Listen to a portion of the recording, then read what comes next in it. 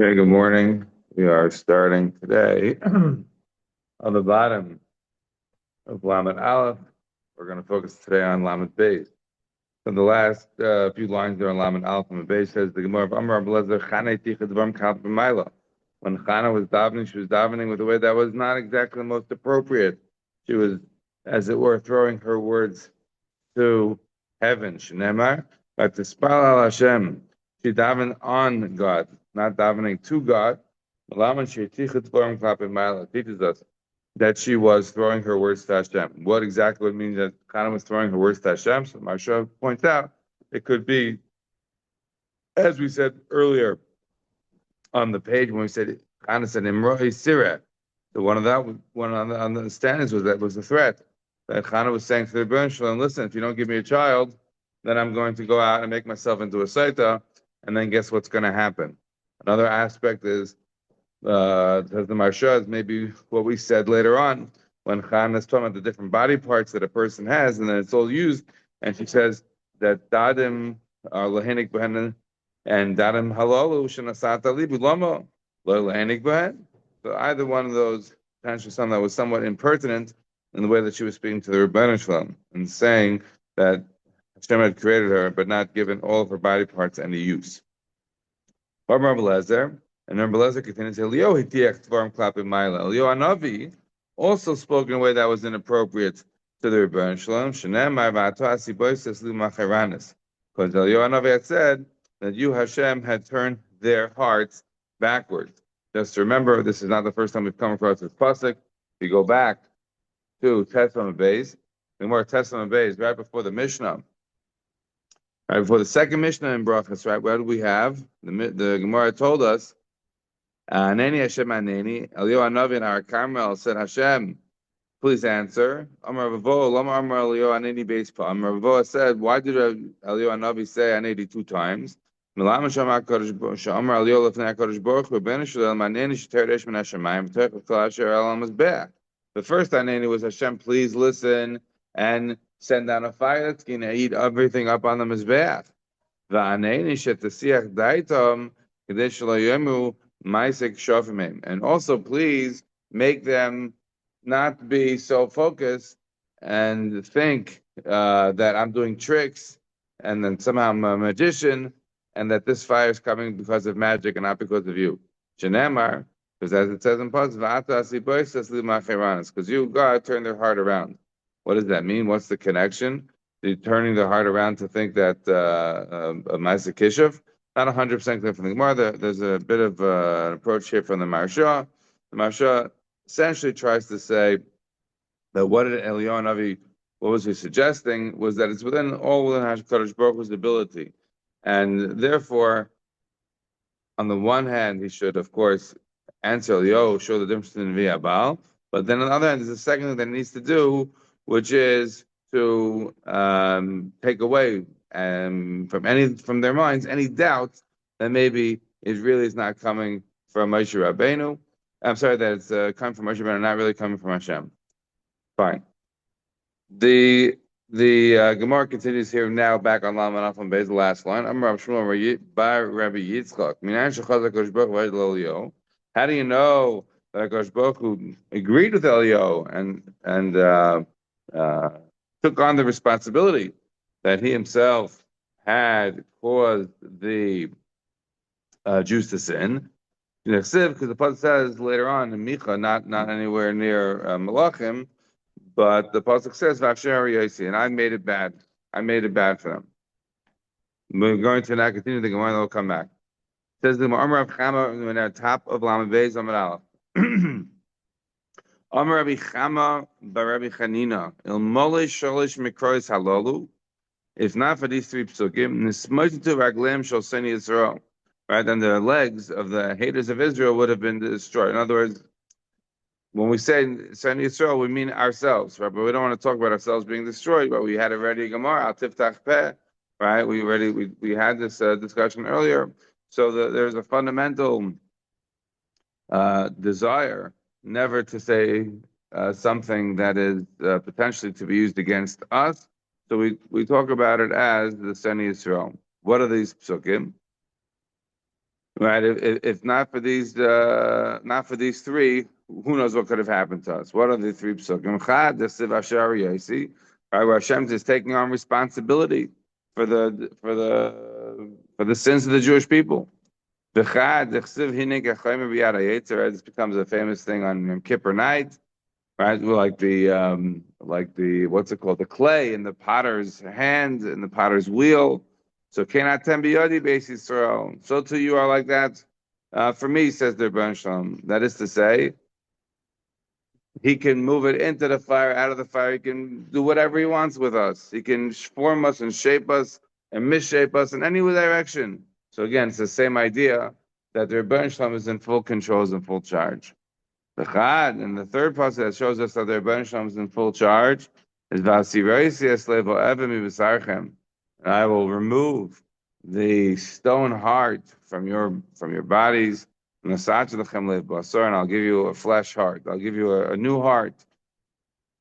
As Rashi says, the top Rashi, the Siv Asher Yosi, Rashi says, Asher Yosi, Ani Garamti Lohem. I'm the one who caused you to sin, Shebarasi Yetzahara, because I created the Yetzahara. And Malish Shoshan Kros Halalu, Shemeidin, Sheesh Biara Kadosh Baruch Hu. That they testify these three psukim that HaKadosh Baruch Hu has in hand, L'taken Yitzreinu L'haser Yetzahara Mimenu. He has the ability to be mitaken our Yetzer, to remove our Yetzaharas. And it's smart to Raglenu Mishpat Avo Achshav Yesh Lanu Pischein Peh. Now we have the ability to argue to the Bensham Shehu Garam Lanu, that he is the one who caused us to do all this, Shabara Yetzahara, because he created the evil inclination. So these are the three possible psukim. But Rav Papa has a different one. Rav Papa says, Rav Papa Mehachav Esruchi Atem Mikebechem V'Asisi Es Asher B'Chukai Seilechu. Right? Rebbeinu Shalom says, I'm going to put in my spirit. Esruchi Atem Mikebechem. I'm going to put my spirit inside you. V'Asisi Es Asher B'Chukai Seilechu. Then you're going to be able to follow my commands. I'm going to put my spirit inside you. Then the Gemara continues. Moshe Rabbeinu also spoke in a way that was inappropriate to the Rebbeinu Shalom. Shneimar, because Moshe Rabbeinu davened to Hashem. I'll take El Hashem, El Hashem. Don't read it to God, rather read it on God. Shekain Dvei Rabbi Elazar ben Yaakov, Karen LaAlpin Einin, Einin Alpin. They used to read their Aleph as Ayins and Ayins as Alephs. So let's just take a step back for a second before we do anything more about this Gemara. That if we go back on the page on Lamed Aleph and Beis, what did it say about Chana? Was Chana Tzichas Baram Klapit Ma'ila? What was the Rashi about this Spala Al Hashem? Right? Instead of saying El Hashem, she said Al Hashem. Normally daven to the person, not on the person. This is not such appropriate. What is Rashi's lashon over there about the Spala Al Hashem? Kach Kosavu B'Mikra. Right? In case you might doubt it, and you are gonna have to jump up and go look at a Tanakh and see, does it say Al Hashem? Rashi's telling you, yes, that's actually what it says there. It uses the word Al Hashem, not El Hashem. So over there, I understand why that's Hitzichet Varim Klav Mala, why that's somewhat impertinent conversation to say that to the Rebbeinu Shalom. But over here, by Moshe Rabbeinu, it doesn't say Moshe Al Hashem. It says El Hashem, that he was talking appropriately. And what are we doing? We're not reading it El, we're reading it Al. Why? Because we go with Aleph and Ayins, and we're not so makbid. Okay? Now, it seems to be a little bit of a stretch, right? There may be other psukim that you can find from Moshe Rabbeinu, as you say, speaking in front, but to say one that you're going to misread to get it seems like a bit of a stretch. That's number one. Number two, the idea that reading an aleph or an ayin or an ayin or an aleph is brought down here by Rabbi Elazar ben Yaakov. But you should realize this is not Rabbi Elazar ben Yaakov, who we normally say Rabbi Elazar. Mishnah says Rabbi Elazar ben Yaakov kavanagi. He didn't have a huge amount of things to say, but whatever he said was perfect. It was like perfectly fine flour, whatever he said. This is not that Rabbi Elazar ben Yaakov. This is a different Rabbi Elazar ben Yaakov from the Dvei Rabbi Elazar ben Yaakov, from the yeshiva. This is not the same Rabbi Elazar ben Yaakov. Another Tana. What it means that you're current alpha and Einin alpha, right? This is not something that's actually workable in tefillah. By us, we're not makbid because Ashkenaz, we don't have ability to really make that difference between an aleph and ayin, right? We don't really do that as part of our normal way of speaking. However, in this article, this halacha has people do make a difference between an aleph and ayin, and so the halacha has brought down that one is not code. Look at Megillah Chavdalad. First, it is not appropriate to be davening for the if they can't make that kind of a distinction. So by us, it has no quarter. We don't really see the difference between the two. But there they would. So what are you talking about? He was Kern Alf and Ein Alf, and it's totally wrong. You're not allowed to do it.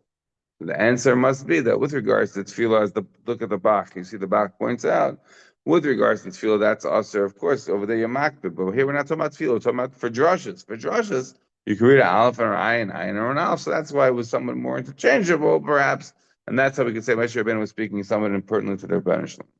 Okay. The Rabbi Yana Yamar Me'ach, the Rabbi Yana has a different place. V'dizahav, right? If you look at the beginning of the Var, Pasuk there is telling us that the Jewish people, when they went traveling, right at the beginning, right, the Jewish people go on a journey throughout the 40 years in the desert. And in the beginning of the barn, we get a list. And what is the list? The Pasuk tells us right at the beginning there at the barn. Bamidbar ba'arava mosuf ben paran uvein taifa v'lavan v'chatzerois v'dizahav. And if you go throughout Chumash, you'll never find a place called Dizahav. So what does it mean, Dizahav? Which place was that? So clearly it's meant for a drasha. Right, this one is obviously more for a drasha, right? You're not going to darshan every time it says El, that it means Al, or vice versa. But this one is clearly because it was never mentioned of Dizahav anywhere in Chumash. So what are we suggesting? My v'dizahav, Amud Yomi, kacha Moshe Fnei HaKadosh Baruch Hu, Bein Shalom, B'shul Kesef V'Zav, She'eshbat L'hem Yisrael, because of the tremendous gold and silver that you gave to the Jewish people, until they said it's enough. When did they get so much gold and silver? So we're going to have in this week's parasha. The Jewish people found favor in the eyes of the Egyptians, despite all the makas, and the Bnei Shalom therefore made the Egyptians amenable to give them all the gold and silver. And then, of course, we know that during the Kriyas Yamsuf for next week's parsha, that they got even more stuff. So the idea that the Jewish people were weighted down with tremendous amount of gold and silver, this was something that they were able to say die on. If you remember, also we had also learned the Gemara before that this is also in Testament Beis, right before the other Gemara. So Rav Ami said, we just quoted the pasuk, right? Vayitein Hashem Eschenu Mazem Bein Mitzrayim Vayash Ilum. So the more darshans on the lashon Vayash Ilum, Rav Ami Melamish Hesh Ilum Bal Karcham, that they took the gold and silver Bal Karcham. The more says the Machlekes, Yigdam Bal Karcham the Mitzrayim, Yigdam Bal Karcham the Yisrael, Madam Bal Karcham the Mitzrayim. There are those that it was by force of the Egyptians because of the fact that they didn't want to give up the gold and silver. Mandam Ba'Kolcham the Israel, Mishum Masoi, because they were weighted down with it. There was so much, right? And if you remember, the Gemara was like the Jews were like, well, we'll be mindful not taking the gold and silver. We just want to leave today. Right? If you tell somebody in prison, say, listen, if you stay for another while, you'll get a lot of gold and silver. The person say, I'm mindful, just let me out now. Okay, but then in the end, the Jewish people came out with a tremendous amount of gold and silver. They were very wealthy, and this gold and silver caused them to sin. So that's what it means. V'dizav until they said die, right? Like shakai was also means Ad die until it tells the world to stop. Continues the Gemara.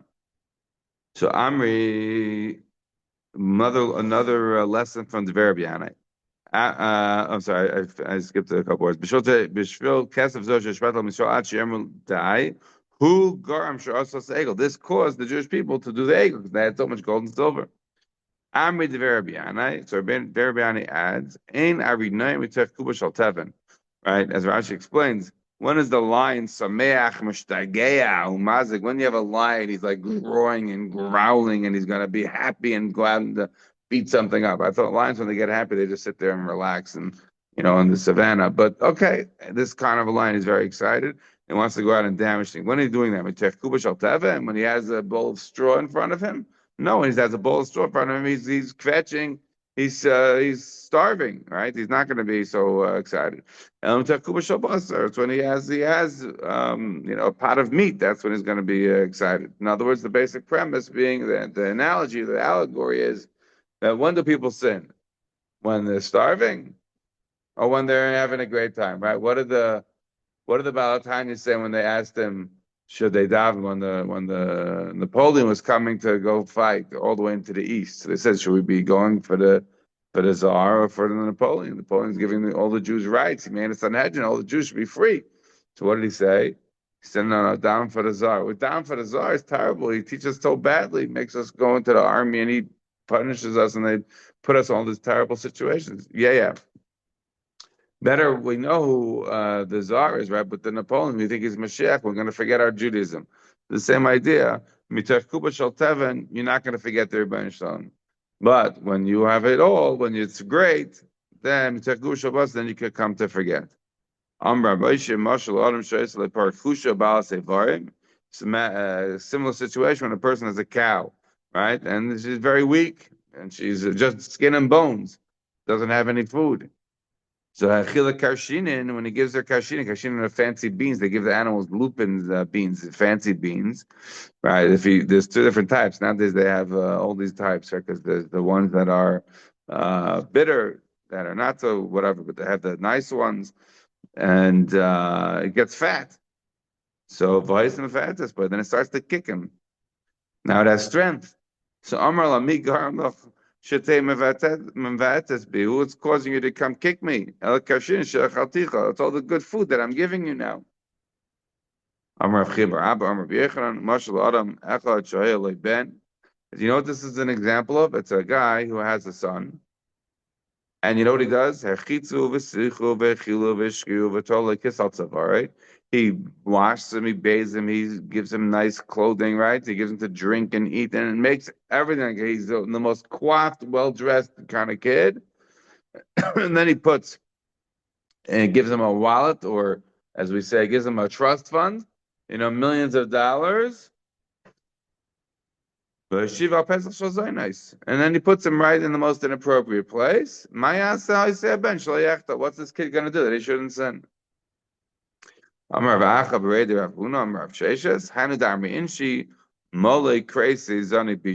has a very full stomach is when he starts to sin. Right, as Rashi says, when you get a person, Zaftig mensch, he can, start going around and sinning. Why? Because he has everything. Shenemar, Kimar Isim Vayizbo, Saveu Vayorim Libam. Right, when they were very full, that's when their hearts grew haughty. That's when they forgot me. Nachman gives you another example of this. Right, when your heart go haughty, and then you forgot Shachachtas Hashem, then you forgot God. Another one, right? You were eating, you got full, and you got fat, and then you turned away from the Rebbeinu Shalom. Another one, similar pasuk, also there in the Devarim. Vayishman, Yeshurun, Vayivad, right? The Jewish people got fat. The Yeshurun here is the reference to the Jewish people, and they kicked. Amr Shmuel Nachmani. Rabbi Yonasan, Shmuel Nachmani said, Rabbi Yonasan, Menan Shechaz HaKadosh Baruch Hu V'Hidel Moshe. You know that the Rebbeinu Shalom turned around and agreed with Moshe Rabbeinu. Shenemar v'chesef v'beisi lohem v'zov asu laba. As they put down on the side, the pasuk is not lahem; it's law. So v'chesef v'beisi law. I increased a lot of their silver, their gold, their money, and they used the gold to make getchkes. So this is the Gemara until here, which, take it at face value, the Gemara is saying this is perhaps one of the most consequential Gemaras, and I got it in Brachos for sure. The Gemara is telling us here that the Rebbeinu Shalom, as it were, is taking on himself the sins of the Jewish people and saying, "Yep, this was me. I caused the Jewish people to sin because I gave them such a good life. How I given them a terrible life, and they had the life in the ghetto. In the ghetto, everybody was from. There's no, reform conservative. There's no such thing. It's only once the ghetto walls break down. It's only once things get too good, too exciting for the Jewish people. That's when they start to sin. That's number one. Number two, maybe one of the ways to see this is the connection of Moshe Rabbeinu here, right? Who's Hitiach Dvorim Klapi Maila, and Eliyahu Navi, who says also the Gemara brings them both down. And in both cases, the Gemara says that Minayin Shachaz HaKadosh Baruch Hu Hajjad Eliyahu, and at the end of the Gemara, just that we had the two dots, is Minayin Shachaz HaKadosh Baruch Hu Hajjad Moshe. Right? In both cases, we say that the Rebbeinu Shalom agree with Eliyahu Hanavi, and the Rebbeinu Shalom agree with Moshe Rabbeinu. What is the connection between Moshe and Eliyahu? There's the same things that they happen. So I found a connection. Connection is with the Haftarah. When we read Parshas Kisisa, you know what the Haftarah Parshas Kisisa is? The Haftarah Parshas Kisisa is very long, but if you go with the Sfardim, it's half of the Ashkenazim. You should go to a very, not Nissel Sfardim. Sfardim shul that week, even the Davening might be longer, but the Haftarah will be shorter. Why? Because they only do half the story. It's a whole malachim, the whole lead up to the Maisa at Har Carmel. Now you might say, what's the connection of the Har Carmel story where Eliyahu is weeding over the Nevi Abal to this, to the Kipparish Kisisa, which is the whole story of the ego?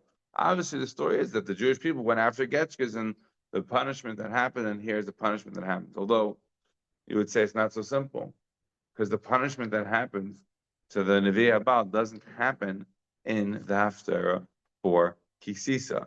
It's actually taken out. We stop the Haftarah, both the Sfardim and the Ashkenazim, stop by saying Hashem hu Elokim, Hashem hu Elokim. Literally the next psukim after, Eliyahu Navi is shechting all of the Nevi Abal is not here in the Haftarah. So clearly we don't mean the Mila Hashem Elai, Vayasvilov Kol Bnei Levi. And he says, here Guisha, Be'achne, Be'ishas Kroivov, that, when Moshe Rabbeinu says the whole destruction of all those that served the Getchka, is not here. It's not in the Haftarah. So it can't be that the connection is the destruction of what happens to people who serve idols. That's not a part of it.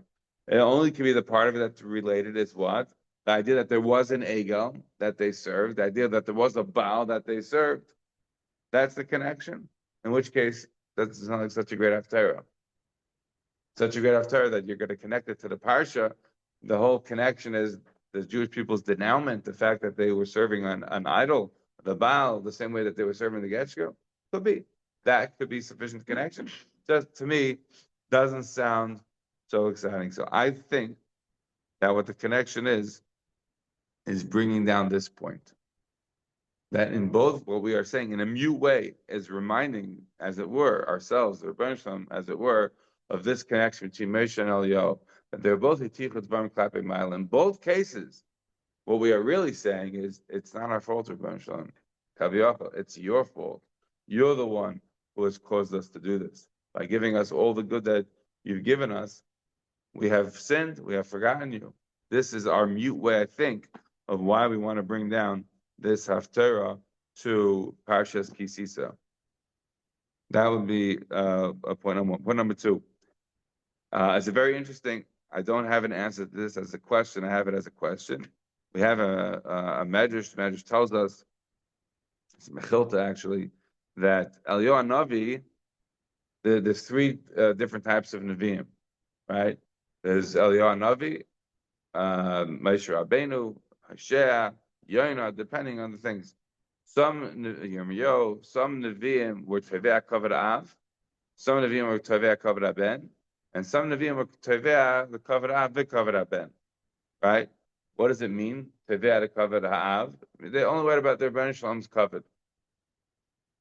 Some Nevi'im only worrying about the covet of the Bnei Yisrael. Who are the ones who only worry about the covet of Bnei Yisrael? Yaina. When Rebbeinu Shalom says Yonah should go to Nineveh and tell him about the sins, he refuses. Run away, Tarshisha. Why? He's not going to make the Jewish people look bad. He's Tevei the covet of the Ben. Who's Tevei the covet of the Av or of the Ben? Both. So you look at Moshe Rabbeinu as an example that's broader, perhaps Yirmiyahu as an example. Who's the Navi who's Tevei only the covet Av? He doesn't care about the covet of Ben. The example is given as Eliyahu. Eliyahu Navi is the one. What's the example? Because right after this story of the Nevi Abal, the whole shechita of all the people that he kills, all the Nevi Abal, 450. So then he ends up in Har Sinai and has a reenactment of the Mamre Har Sinai. Whole story can't get into. And Hashem comes to him two times and says to him, Ma l'cha pa'elio. What are you doing here? And he says, Kana kinesi l'lekim tzavakos. I had a big zealous anger and a sort of like Pinchas, Eliozu Pinchas, the same kind of idea. I had a big kina, and so and the Jewish people sin. And then Hashem asked him again the same question, Ma l'cha pa'elio, and again says, Kana kinesi l'lekim tzavakos. But your sins, the children are sinning, etc. And that's it. The next story in Malachim is Eliyahu Navi goes up to Shemaim, he's done. Chazal understood and Mefarshim understand this was a failure. He didn't get the point. So, for our purposes now, I have a kash on the Medrash. Hakdis Eliyahu is always tough to cover the Av, and not cover the Av, but cover the Ben. Look at this. Over here, he's telling you about Eliyahu Navi is saying that, Rebbeinu Shalom, you caused them to sin. So to me, it's a kash on a medrash. Why you only consider Eliyahu Navi somebody who's tevei kavod ha'av? He's also tevei kavod ha'ben, like some other names, like Moshe Rabbeinu as an example. Lastly, like I said, the biggest point here. This is why this Gemara is the most sublime Gemara. Look at Tanchuma by Yeshiv Dalet. This fundamentally is an unbelievable Gemara. You caused us to sin, says the Tanchuma. Tanchuma gives a few examples of it. I have more examples of it. We don't have a lot of time, so I'll just tell you this. And Chuma says, and Rebbeinu Shalom causes us to sin is the following example. You know what it's like? God creating the world, putting man in the Garden of Eden, and putting right in front of him this luscious tree called the tree of knowledge of good and evil, and says to him, you can have everything you want, but this tree here in the center of the garden, you can't touch. You can't have it, and you can't eat any of it.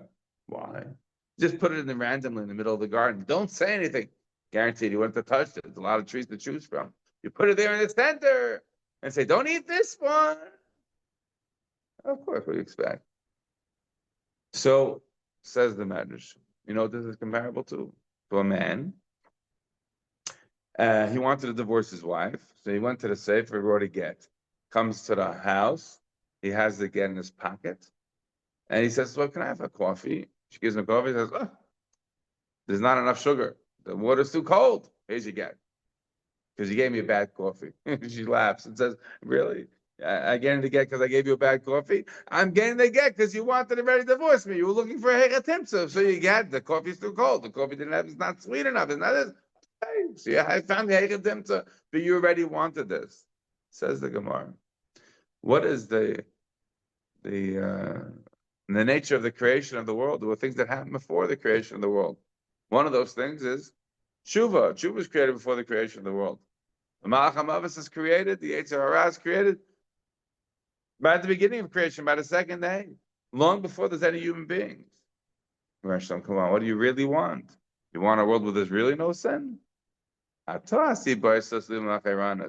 Rebbeinu want this world exactly as we find it. Not a world where we're always doing perfectly wonderful things. No. You want sin. This very antinomian could be, because then that could be taken in a way as eventually was taken in very wrong ways by the Sabbatians and others like that. What we're saying it is as a justification at the end to be able to defend the Jewish people, to be able to defend each and every one of us individually in our lives. Okay, continues the Gemara. Says the Gemara, my lechareid. Hashem says to Moshe, go down. So we're dashing here the whole Parashat Kisisa. You have to go down from your greatness. Why is that?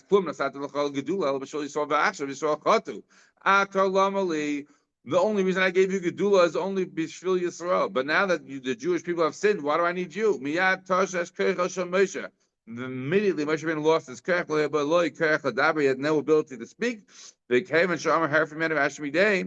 once Hashem said to Moshe Rabbeinu, leave me and I will destroy them. Totally be. This is dependent on me. So he got up and became much stronger with his davening. And he started davening to the Rebbeinu. It's like a king who had got angry at his son, and he was beating him badly. And there was somebody who was standing next to him. who was beloved by the king, but he was afraid to say anything to him. He's so angry at his son, he's beating him badly. If not for my good friend who's sitting here, I would mamish kill you. Totally beat. So the I said, it's totally me. So therefore he was Matan. The Maral very famously says in many places that this idea that Moshe Rabbeinu is a great Navi, sui generis. Navi is unbelievable. Nothing is like Moshe Rabbeinu. This idea is predicated solely on the existence of the Jewish people. The Jewish people weren't there. Moshe Rabbeinu would be a great human being. He would never have achieved the prophecy, the prophetic level that he achieved. And this becomes, of course, a fundamental Gemara for the early Hasidim, who understood that tzaddik gets his strength, gets his power from the Hasidim who are around. Can't get into more than that now, but it suffices for the moment. The Rebbeinu Shalom says to Moshe Rabbeinu, leave me, let me be. And the anger that I have will come and destroy them. The Bnei Sasra very famously, beautifully writes, what do you mean, anichali? The li is the Hari HaMekudeshes li, b'tabazu.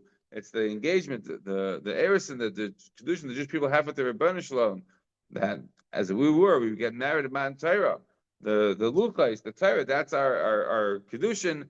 And now he's saying, v'ata nichali, let it go, because I have to destroy the Jewish people because of the terrible sin of the Egel. And Rebbeinu Shalom has a plan. What do you mean? You're going to destroy the Jewish people? What about what's going to be? I'll make you into a great nation. If not for the fact that this pasuk says what it says, it would be impossible to say it. It's as though Moshe Rabbeinu was grabbing onto the Rebbeinu Shalom, like somebody would hold his friend's clothing and sort of hold him back. I'm not letting you go until you forgive them. Ba'ata hanichali is the Rebbeinu Shalom saying to Moshe Rabbeinu, let me go. What do you mean, let me go? Let me go, because Moshe Rabbeinu is as it were holding on to the Rebbeinu Shalom. I'll make you into a great nation. This was the plan B. Amar Rabbi Lazar, Amar Moshe Rabbeinu Shalom. So Moshe Rabbeinu has a good response to the Rebbeinu Shalom about this plan being a terrible one. It's a terrible plan. You think that we're going to have a great situation now if we have a plan B where now I'm the guy instead of the Jewish people?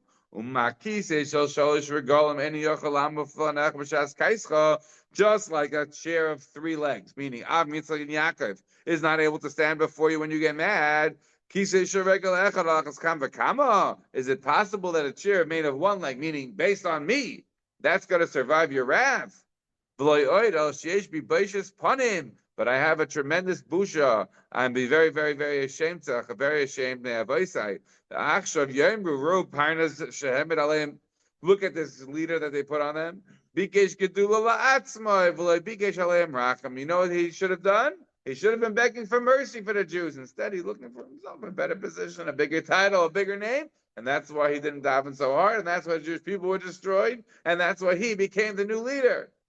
So he says, I am ashamed to go back to the Avos, and they're going to ask me about this. This, of course, also we know about the shame in this week's Parsha, that Moshe Rabbeinu has to make sure they get all the gold and silver for the Jews, right? Because he's a Rebbeinu Shalom, as it were, Kaviyachol, is ashamed that the Avos are going to say, oh, you were Makaims and the pasuk that said, but you forgot. That you were in Mekayim. No, says Rebbeinu Shalom. I'm worried about the Avos. Well, everybody's worried about the Avos. What are they going to say? So Moshe Rabbeinu says, I'm also worried about the Avos. I cannot be that the Jewish people get destroyed. I'm become the new leader. What are they going to tell me? Moshe Rabbeinu started davening. So Moshe Rabbeinu stood up and davened to the Rebbeinu Shalom until he mamish got ill. Until he was able to be matur neder of the Rebbeinu Shalom.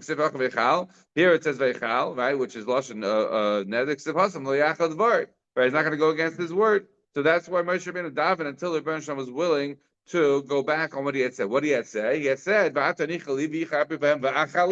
so now he has to go back on his word, as it were, and not destroy the Jewish people. Right? He cannot be getting out of his own word, but others can do it for him. This teaches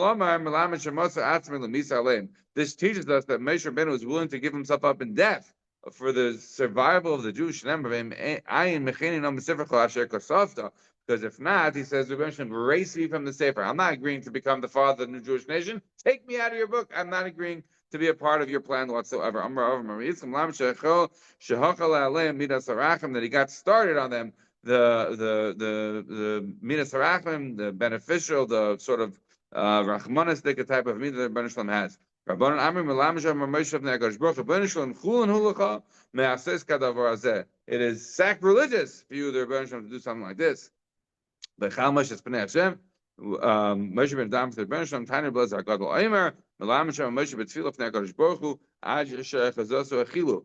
Right, the Moshe was davening in Tfilah. And before the Rebbeinu Shalom, until it grabbed onto him this achozaso achilu. What does that mean? My achilu. What does this mean? It grabbed onto him this achilu. Amar Belezer eishal atzambis, a fire of the bones. My eishal atzambis. What is the fire of the bones? Obviously, like a fever. Amar Rabbi ishtu degarme. Again, some sort of a fever grabbed hold of Moshe Rabbeinu because he davened so hard. So he got sick. He mamish got sick over the Jewish people. The Gemara Zachor. Remember the Avis. That you swore. My bach, what do you mean that you swore in them? Amar Rabbi Elazar, Amar Moshe of Nekadosh Baruch Hu, Rebbeinu Shalom, Ilmoli Nishbatu L'Mashamayim V'Aretz. If not for the fact that you had sworn in the heavens and the earth, Yisiyam Shem Sheshamayim V'Aretz B'Telim, Kach Shvascha B'Telim. So just like the earth, the universe will one day be gone, so therefore your shvur will also be gone. But you didn't do that. You said, Asher Nishbatu Lehem Bach. You swore in yourself. Now that you swore in your own name, so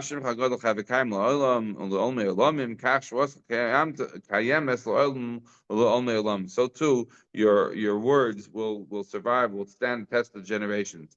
Let's do the next Gemara. It says the Gemara, so Hashem says, okay, I'm going to increase their numbers like the stars, as this is and all of the lands that I promised. But who's talking here? Moshe Rabbeinu is the one talking. Hi, Asher Amarti. So if you look there in the pasuk there, you see Moshe Rabbeinu is the one talking. So what does it mean? And all the land that I promised. Moshe Rabbeinu is not the one who's promising anything. It's the Rebbeinu Shalom. You have to put in the Rebbeinu Shalom changes, and he's the one who's starting to talk there in that pasuk. Rishon Nachmani, and here it doesn't say Amar Rabbi Yonasan. It's very interesting, one of the few times in Shas. Amar Elu ve'el divrei Talmud. No, this is the words of the Talmud who's talking. The words that you have said to me, that you're going to give the Jewish people the land. Go tell this to the Jewish people. That we're now going to say them over in your name. I told them that you're going to give them all of this. What am I going to tell them now? All right, we'll have to stop over here.